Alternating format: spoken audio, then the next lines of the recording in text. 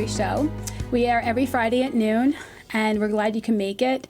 Today's episode is going to interview a couple they're both in recovery, and they met in recovery and have been doing so much to help other people now in their recovery. And they just have a really passionate story, and so I'm excited to have them here.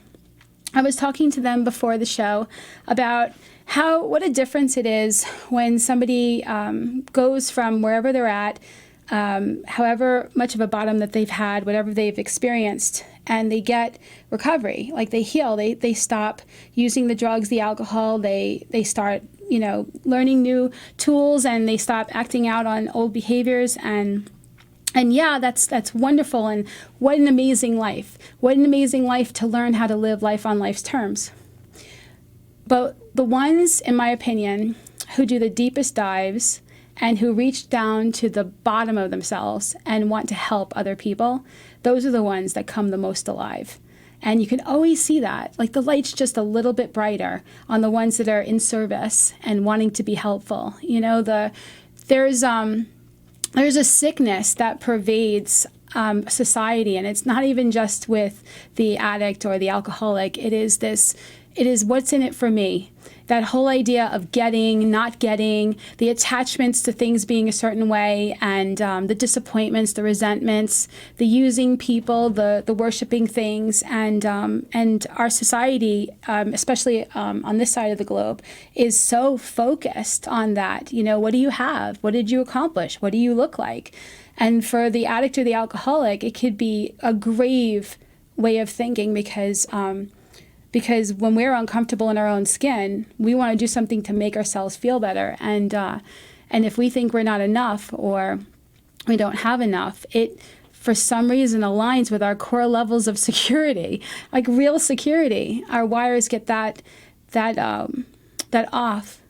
So when we are so infused with the power that we've connected to, and we heal, and we use that power to intuitively know who to help, who to talk to, where to go, our recovery gets just amped up. It goes on steroids. And the power of a higher power in our lives, if you choose to call it God, that we experience, the God shots, the feeling of living life on purpose now, not just being free of alcohol and drugs and maybe some of the conditions that we found ourselves in or the situations because of bad programming and the substances that we ingested, but being able to be free and use that freedom to free others is, to me, like, I just got the chills. It is the reason for life, that we are not these little separate people, that we're just like walking around trying to, get whatever we can get before we die. It's just, there's a deep programming within our society to come from that, what's in it for me, from the outside in, that it takes a lot of work, in my opinion, to change that, to come from gratitude, to come from wanting to be truly helpful. It takes a lot, and that's why in a lot of the different methods for healing from addiction, there is this notion that, when you are struggling, one of the things when all else fails is to get out of yourself and focus on bringing the light to somebody else. And then when you do that, you realize you have it, like you have the light already. Our worst enemy is between our ears.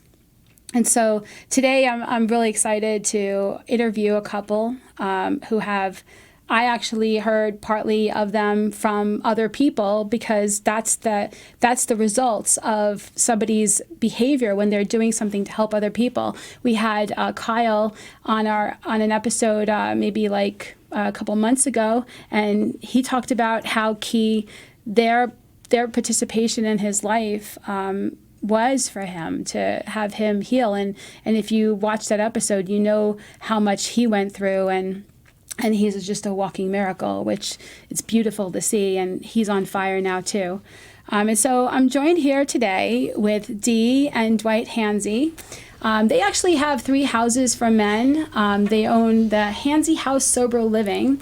And interestingly enough, Dee has, what did you say? You had 18 years sober, right? Yes.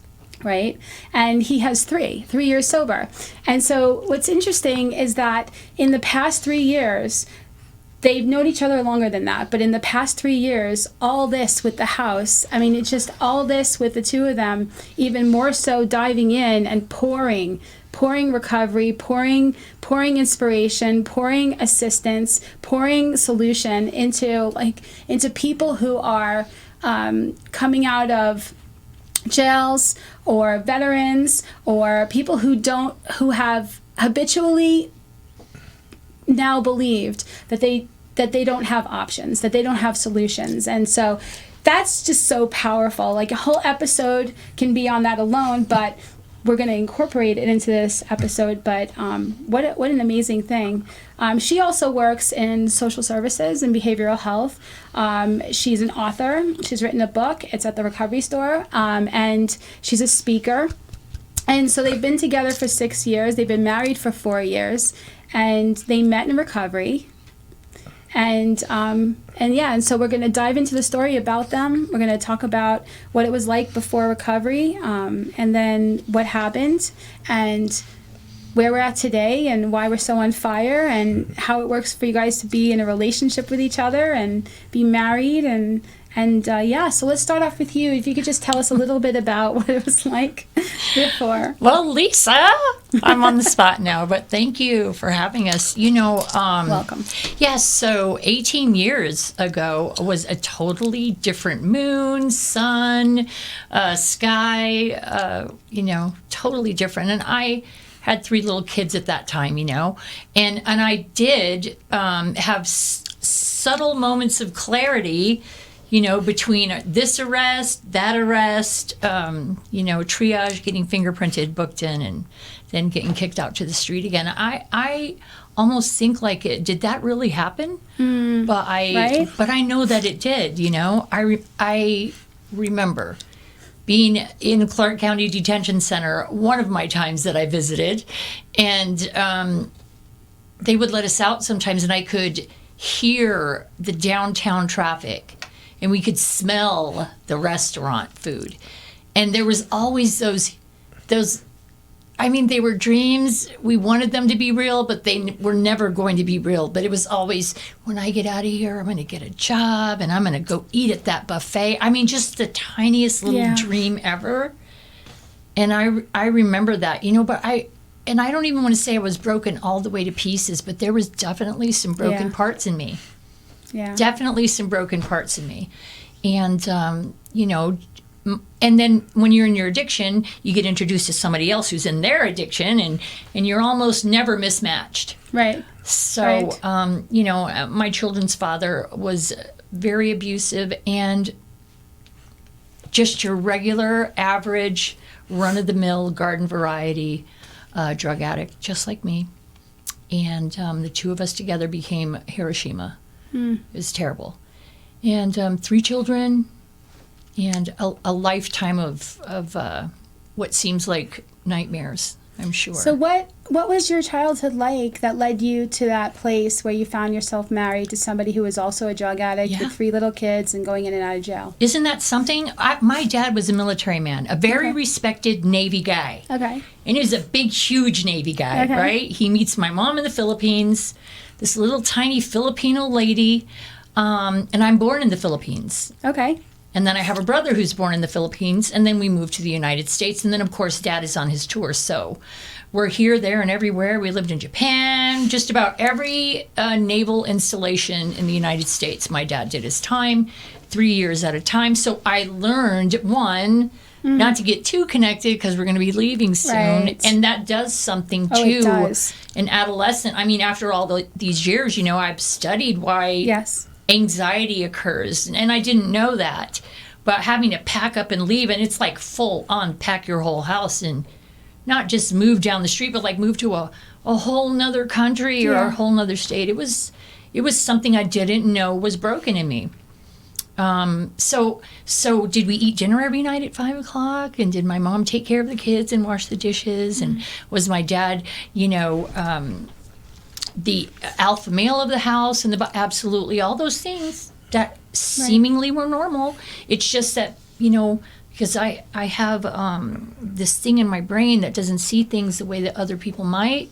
That's my perception. Yeah, but all it takes is a moment where you have your friends and you live a certain way and you feel a certain sense of like normalcy, and then you got to move. Yeah. All it takes is the pain and then the decision you make as a child to, I'm not going to ever suffer like this again. So how do I prepare myself? And then each time becoming a little bit stricter in the programming. You know, it's just a little kink in the programming of we grow up with. And the studies have shown that when a child grows up in a militaristic household that bounces around, that instability is one of the traumas that creates like the adult children scenario where they grow up feeling like they're afraid of abandonment, and there's an element of don't talk, don't trust, don't feel. And there's also those little nuances of recreating myself all the time. So I'm always not really myself. And if the last place I was at didn't really fare well, then I could put a little bit more on it the next place I went.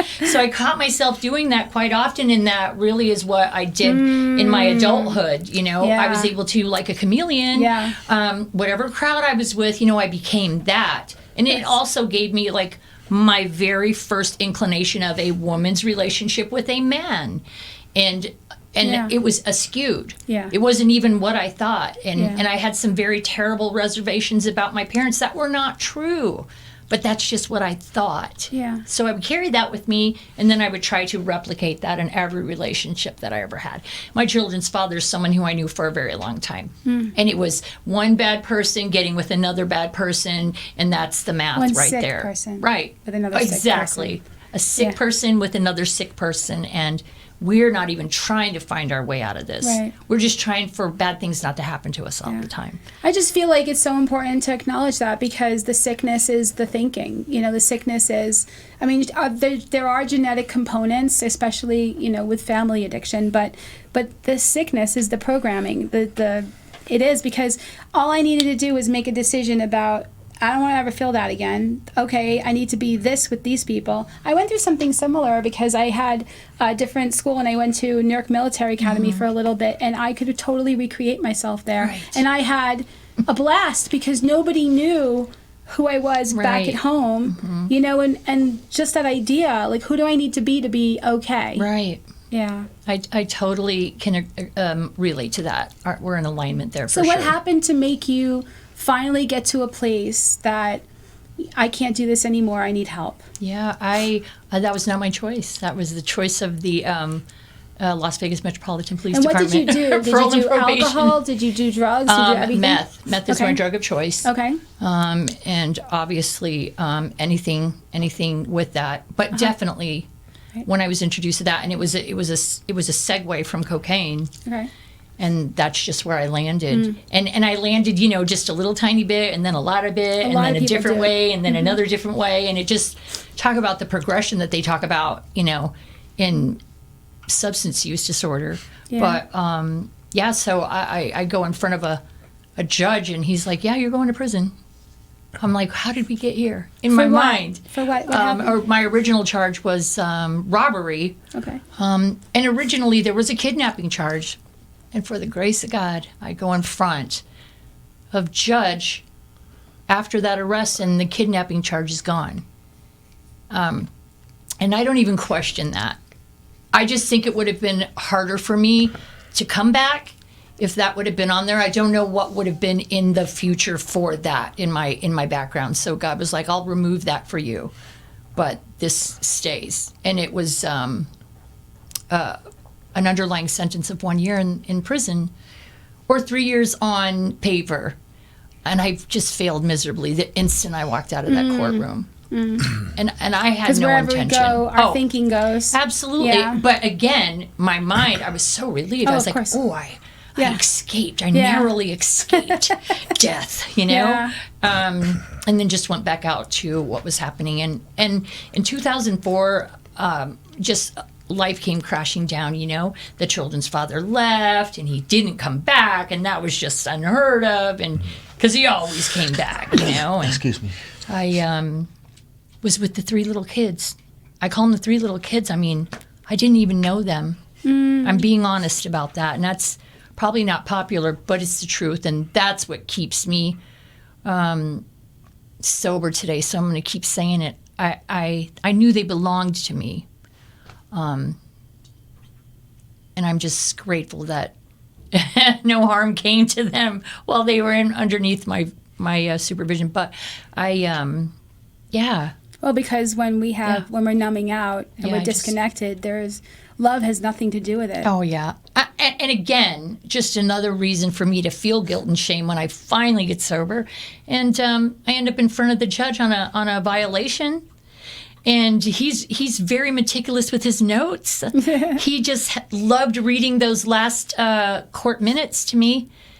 And then something changed his mind, and he released me to treatment. The only treatment center that exists that allows moms to live in treatment with their kids, something I didn't even ask for. That's like a measurement of God. Yeah. That is something I didn't even ask, because I wouldn't have known to ask for that. Again, there was God making all the moves on my behalf when I don't even know that it's coming. I don't even know. Listen, in today, I have things that I never even asked for because my mind was so finite, such finite thinking. Yeah. And yeah. And he sends me to treatment, and I stay sober long enough for me to be afraid of getting loaded again. Nice. And I'm like, this is trickery. But yeah. But it worked on me, and it wasn't easy, and I didn't always do the right thing. But one thing is, I just did not get loaded again. And I might have thought about it a million times. I have to say that the fear of losing my life has been one of the key things that's kept me sober for 24 years, because I feel like when I've had trauma come up to heal and the fecal matter hits the oscillating device and there's that old voice that comes out and wants to say, fuck it. Yeah. Well, sure, but, think through the drink. What then's going to happen? Yeah. And everything that makes my life, we have a new identity now. We're identified with all the things that are good for us and good for others, and we've tasted what that feeling that we've been chasing in the alcohol and the drugs for years. We felt the real thing. And once you feel the real thing, it's like you don't want to lose that. Right.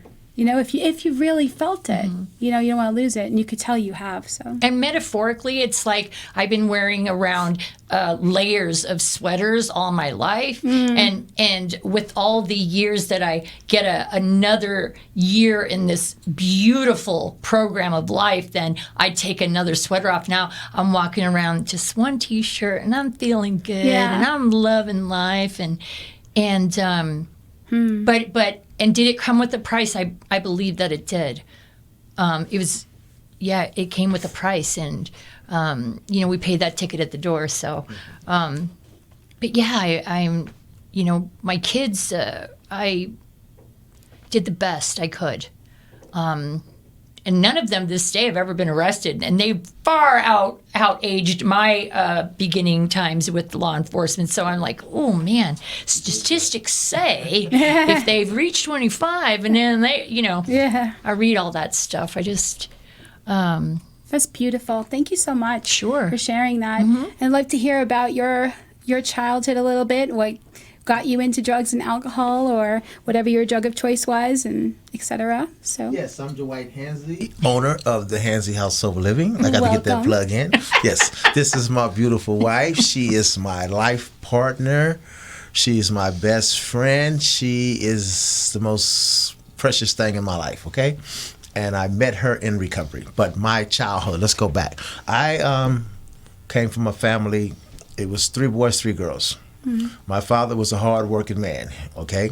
My mother was a hard-working mother. And so they provided for us the best they could, okay? And born in New Orleans, Louisiana, moved to Los Angeles, California when I was 5 years old, into projects, okay? But so people know I'm from Watts.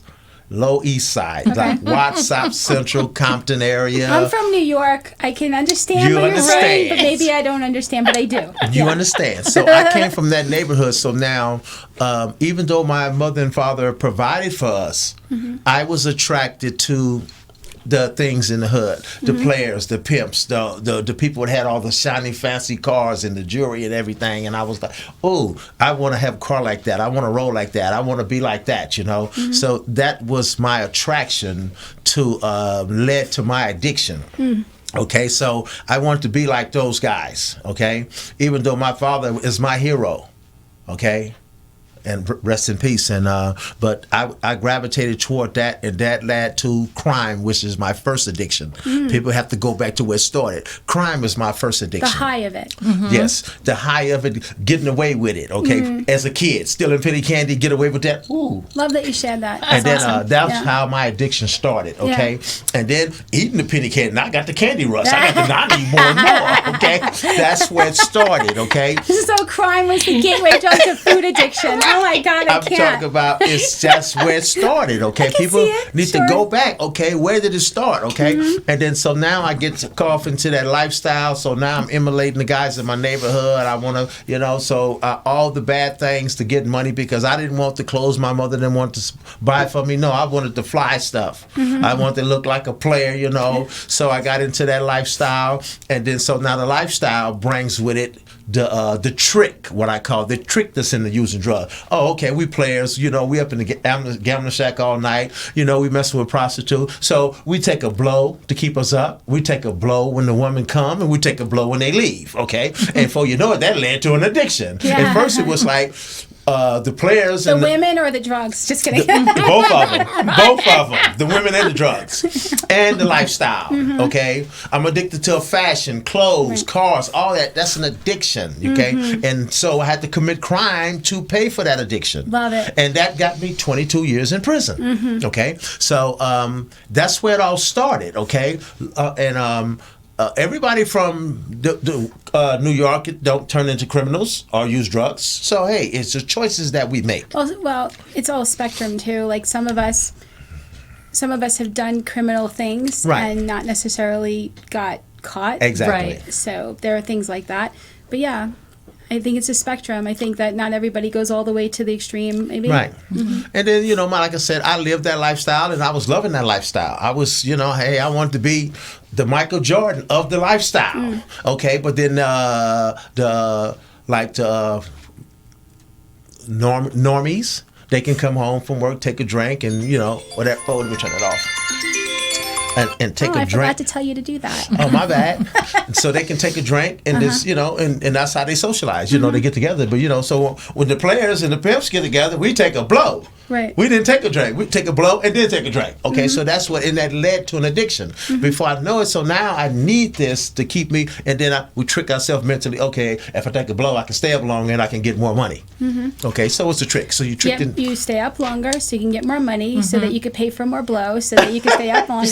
Exactly. Yeah. It was you was tricked into the lifestyle. I mean, into the addiction because of the lifestyle that we were living. Yeah, once it's part of a routine, nobody questions it. No. Other people are doing it, and now it's an addiction. Yeah. Okay, and so that leads to more crime because I need more money now to support my lifestyle, and that leads to in and out of penitentiary for everything. Okay. Plus, also the altered state of being high on coke.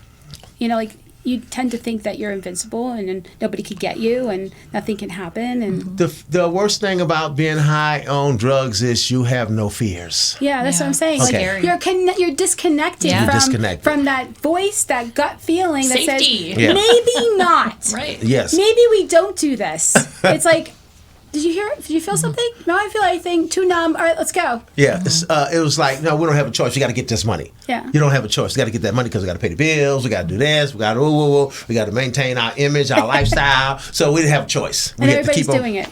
And so the people that I was associating with was doing it. Okay. So that's why in recovery, we change people, places, and things. Yes. Okay. Get away from all that. Yes. Okay. I don't care if they're your brothers, your family, whatever. No, I can't mess with you no more because you're not moving in the same direction as me, and you holding me back, and you crippling my recovery. Yeah, because they co-signed the part of us we're wanting to leave behind. Yes, they want to come on back, man. Are you going to continue doing shit? No, I'm not. I decided enough is enough. Okay. So you were in recovery, but you weren't in recovery yet. I was not. And so, what do you think when? Because I mean, you relapsed, right? Yes. I mean, but whether you call that a relapse or not, because you weren't really fully in recovery, for your own words before the show, but like, so like you feel like maybe those were some of the things you didn't do, completely change people, places, and things. Like, what is it that you didn't do that you feel like made a difference that you did do when you decided to get clean?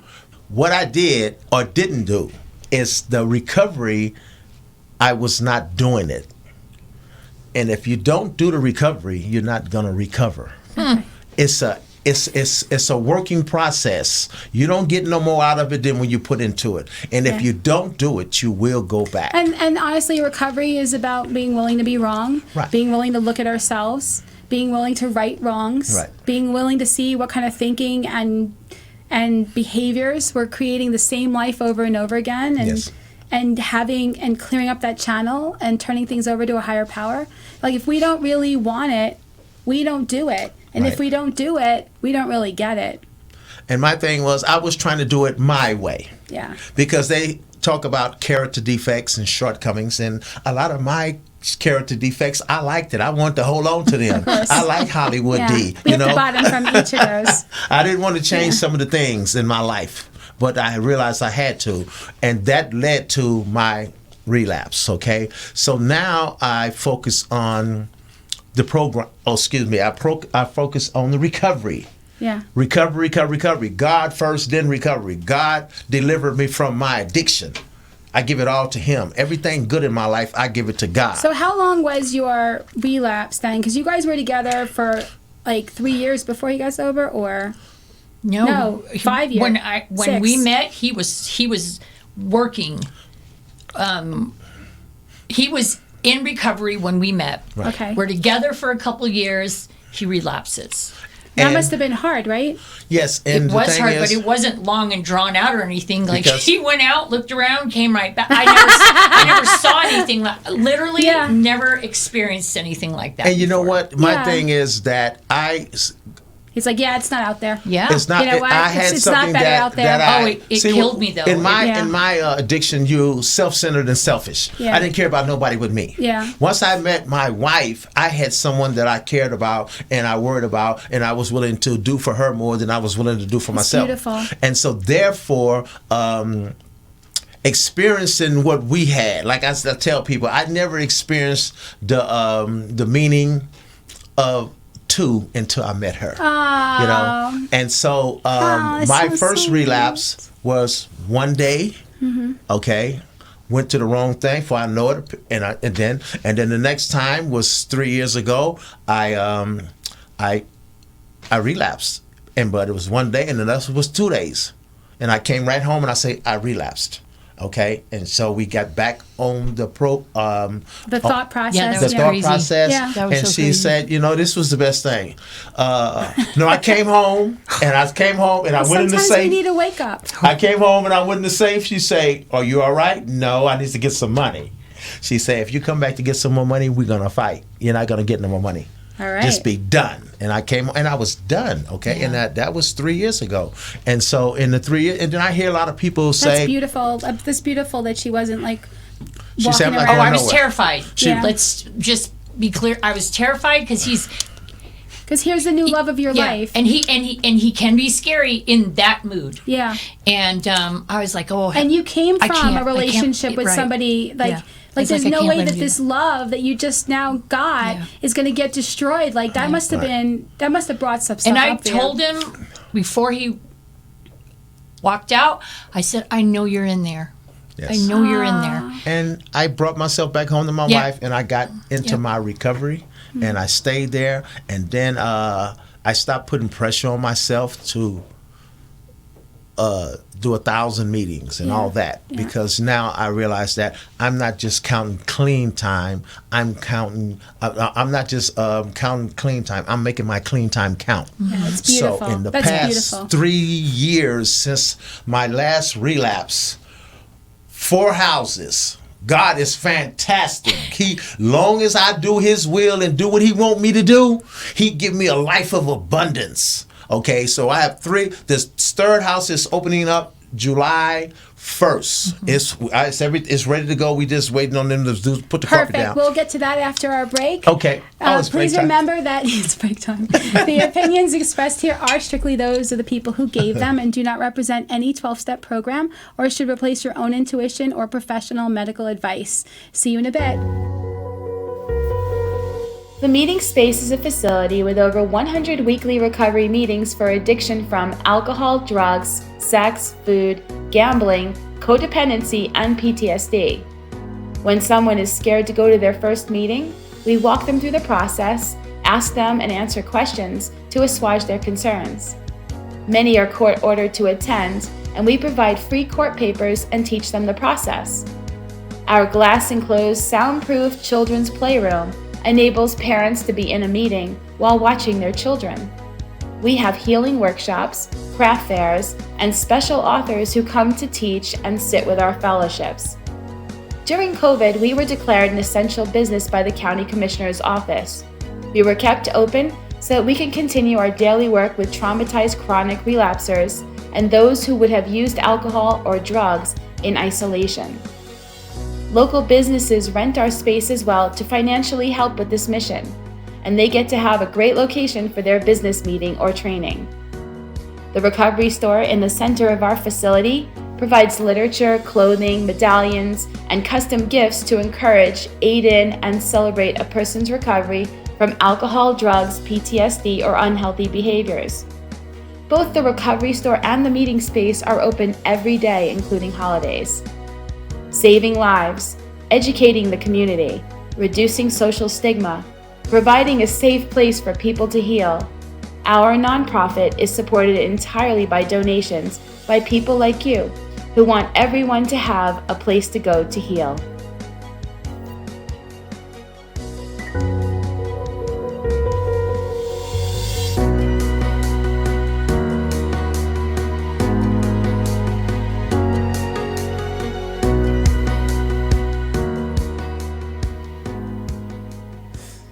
Welcome back to The Real Recovery Show. Remember, you can watch us on Facebook, YouTube, and on Amazon Fire TV.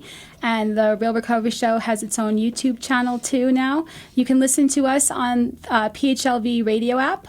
You can get our podcast on Apple Podcasts, Spotify, and iHeartRadio. And before the break, we were talking about, a lot of things. But one of the things we want to continue right now talking about is how they met. Because, having somebody to walk this life with in recovery, it's hard. It's hard when you're in a relationship with somebody that doesn't get, why you need to be, clean and sober off of drugs and alcohol. It's hard to walk with somebody if they don't understand, that you're going to have some stuff to come up to heal and things you're going to walk through, and how to apply principles and tools and have a support system, and so, having two people meet in recovery and fall in love and want to have a really amazing life, that's super powerful. So it's my understanding that there was a recovery event that you were at, and you're just minding your own business at, and in walks you. And swinging around going, I'm here. Not so much as I came over there and I was introduced, and I used to hear her sharing, and I used to be amazed at her journey. And especially the part, she always leave out the good part, how she was going through the treatment, and she had the bachelor's degree, then the master's degree, and she had to maintain a B average the whole time through the master's degree, or they would have kicked her out, and I was like, wow, this is a transformation, and if she can go from there to here, that's what's inspired me to keep on building and being a better person. She made me want to be a better man. Oh, I love that. And so I said, I had kind of made my mind if I got to have this woman. So now I'm still street mentality. I'm a player. So I'm full court press on her. Full court press like the Lakers, okay? Yeah. And I'm like, Miss D, can I take you to dinner or something? She said, no, I'm just working on myself. And I said, okay, let the games begin. Here we go. Okay. So, like he's thinking you're playing hard to get, and you're playing not to get. She's just not to get. She's not ready because she had bad relationships, and I think she was 3 years celibate. 4. And her I said her picker was messed up. True. Her picker was messed up. Oh, but now not if she goes with you. Yeah, exactly. So anyway, so it went from there, and this went on from 6 to 9 months, 6 months, 6 months, and then so her birth 2000. She was celebrating 13 years, and then so she asked one of the guys, "Go ask the wife, would he like to come to breakfast with us?" That's a routine. That's what we do. We go to breakfast when somebody celebrates. Yeah. And I say, so I got a friend of mine with me, and I say, "Hey, I got her." And we went to breakfast, and she was still playing hard to get. So we having breakfast. It's like 25 of us up in this place eating, and so she came over and I said, well, hey, look here, congratulations. Is it possible I can take you to dinner? I'm going to dinner with my kids today after this breakfast. I said, okay. So, well, then can I give you my number and you call me? And she said, no, I don't take men's number. But you can call me. Such a good girl. Listen here. Listen at this part, Lisa. But you can call me. Okay, give me the number. Okay, so I say, okay. So again, I tell Scotty, let the games begin. So she give me her number, and she go right 2 steps over and sit down, and I called her right then. It was her birthday. She was open-minded. And I called her right then. Hey, check this out. She told her daughter, hey, he's calling me already. And then so she stood me up on the first date. And the next date, we just been together ever since. Yeah. Which was like 2 days later. Yeah. And we've been together ever since. And matchmaking. I love that you were attracted to the things that really matter. Oh, yes. I love that. The recovery part. It's more than the recovery. Like the transformation. Her desire to become everything she wasn't, like to really rise up like that phoenix. Her desire to do that's attractive. And to help people. See a strong woman, strong spirit, she is. Willing to overcome her own programming, to step out of all of that. Yes. Shed that snake skin and just be able to have a whole different life. It takes a lot to do that kind of transformation. And that's a really vulnerable time, too. Yeah. Especially if a person has been celibate or dormant for 4 years. It's in a cryogenic sexual state. And then you are now meeting someone who is super attractive, like very like all the things. And it's like, man, this is what I'm bringing to the table. And I basically just had to say, look, this is what I've got to offer, you know what I mean? And it's, it could get better, but I promise it won't get any worse. And and I just really, because I had said to myself in that 4 years prior to meeting him, listen, the next time I meet somebody, when I'm ready, I'm just going to tell him, I'm not going to suck my stomach in and almost pass out. Right. I'm going to eat the cake. Yes. You're going to be real. You're going to be a real exactly. woman. And I, because that was something that I would hide from for those 4 years that I met him. And I was like, there's just no way I'm undressing in front of somebody. I'm too tired. I'm not going to do it. And then Lisa, that's the thing that happens when you just get to a place where you're like, you know what? I had that experience recently where I started dating somebody, and it was so amazing. And then I started getting that old Lisa coming back, like, I have to make sure that I never have like any emotions or show like that I have stuff to heal because this person's like more of a normie, right? And so I'm starting to make myself anxious, and then I pray and I'm like, God, tell me, do you want me to be in this relationship or not? And I get this and then I go, okay, well, tell me, what is it I'm supposed to see? And I felt God tell me, I just want you to make sure that no matter what, you put me first, and I want you to be real. And if this doesn't fit you putting me first and you being real, then it doesn't belong to you. Right. And so I ended up going, and I had that conversation with him, and I said, this is This is me. That I need to do this for so many reasons. This is more important than anything I could have with you. Yep. And he got it. Nice. You know, and so I love that, because if we stand up for what really we need, that to me is owning our recovery. Definitely. That's beautiful. And what kind of a relationship could we have if we're back to being fake? If we're back to pulling our proverbial stomach in and believing that we need to look a certain way, be a certain way for somebody to love us. And then what happens is we never really truly believe that they love us. How could we believe that they love us? We think we have to be somebody else for them to love. Right. To be real, to know he's attracted to your spirit, your story, Yes. like your drive, your inspiration. You're beautiful. You know, and that's way more than what we look like physically, right? And that is the best. So kudos for you. You scored some serious points and there. This is the proposal. So that was the, this is what made it all so special. So I'm fully listening because I don't want to say the wrong things. I don't want to block myself from having a chance at this beautiful woman. So I'm listening. I've been listening at her for 6 months, tell her story and about all the bad relationships and how she was treated and all that. And I'm listening, and I'll say, okay, I'm taking notes. I'm not going to do none of that stupid stuff, you know. And so now I'm listening. So we finally get on our second date after she stood me up, and so we sitting up in here, and I was like, you know, Dee, I hear all the things and all the guys that you had been with, and I said, I just want you to give yourself a chance. You know, don't let your past bad experiences interfere with the rest of your life's happiness. You still have a full life ahead of you. Okay, it's a perfect guy out there for you. It might actually be closer than you know. And then so I said, you know, what I really think it is, your picker is messed up. Yeah. And I said, and you're never going to choose to be with another guy. You're going to keep being by yourself. Yep. And I say, well, check this out. I said, so let me help you out here. I say, from this point on, you belong to me. Do you have a problem with that? She said, no. We've been together ever since. I love that. Isn't that funny?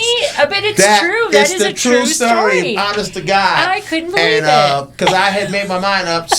I'm having this woman.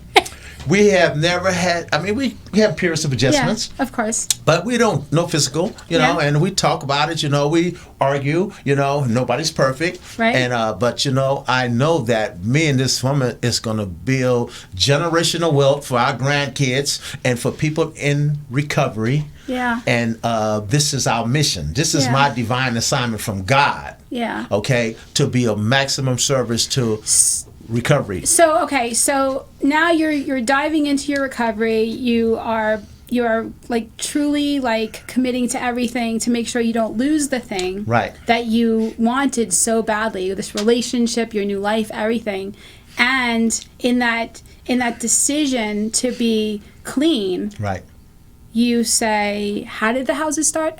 How did this come to you to start one? Okay, the way the houses start is I was working in recovery through her.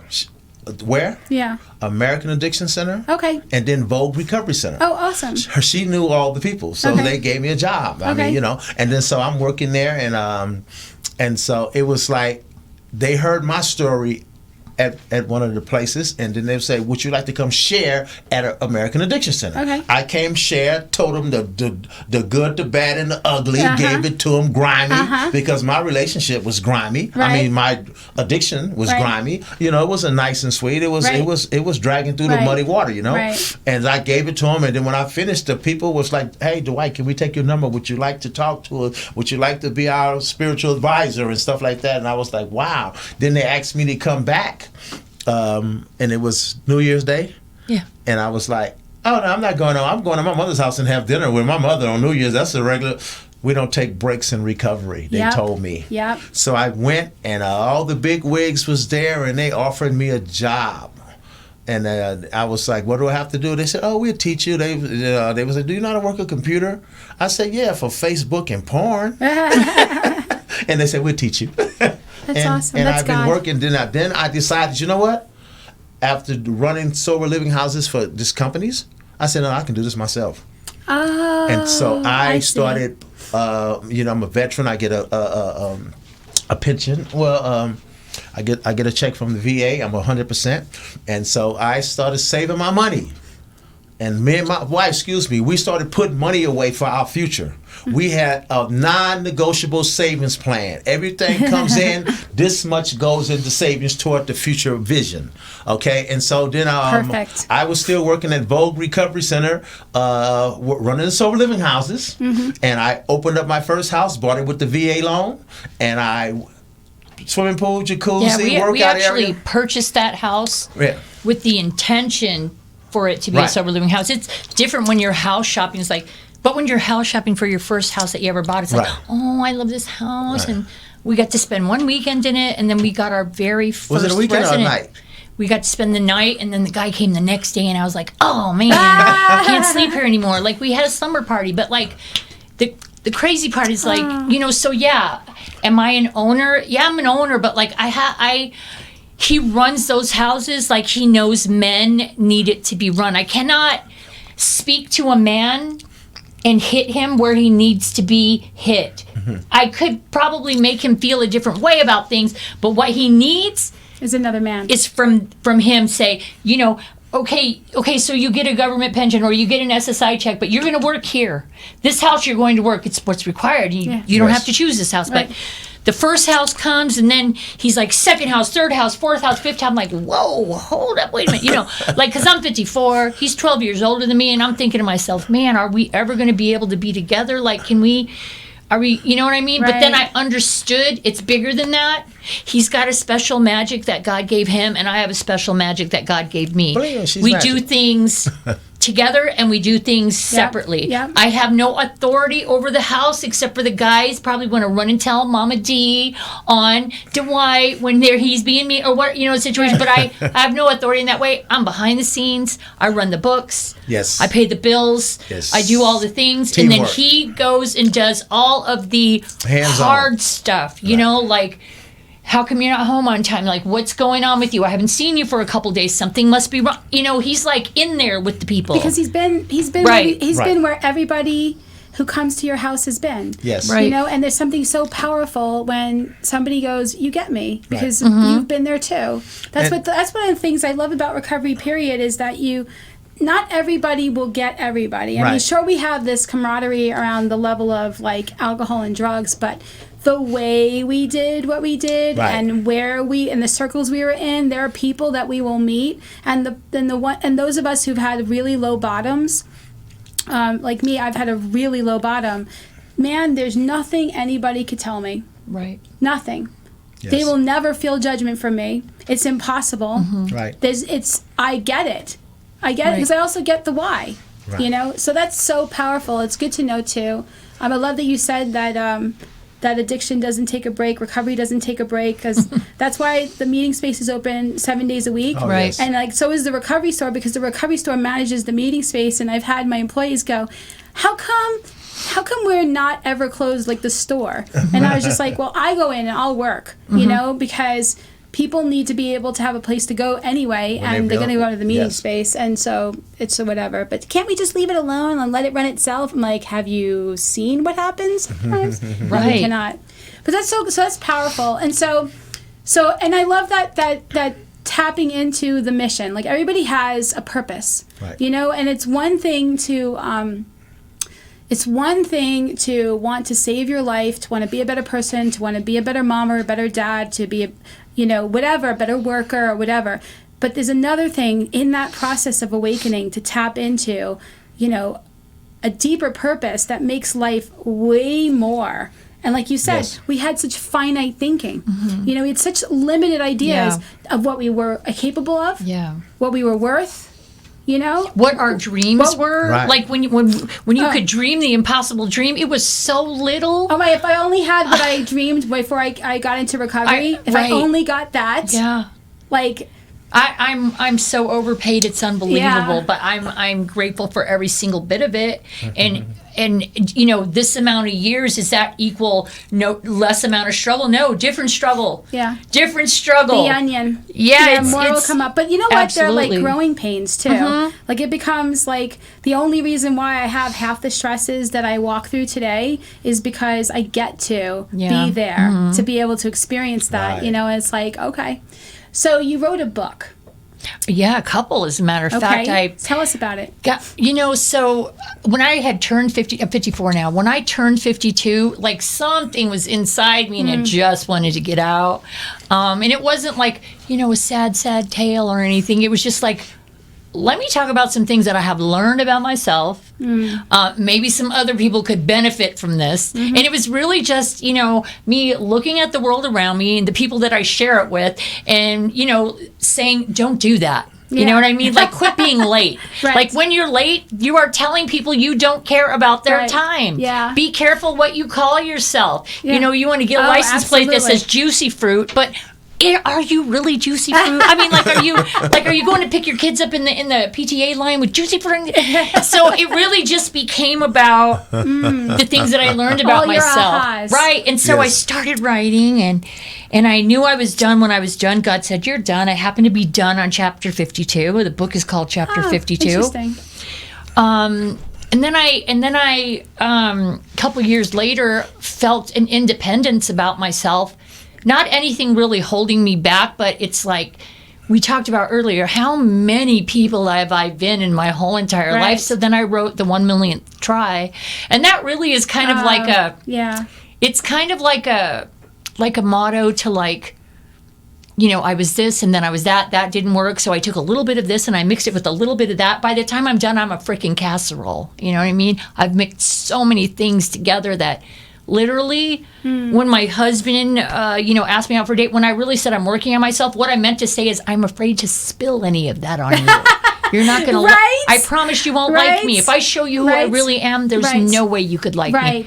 Because I'm really messed up. Yeah. So that happened, and I talk about things in there respectfully. My daughters might read it someday, so there are some things that will just be left to imagination, but I was as honest as I possibly could be. And when I was done writing that, I was like, I'm done.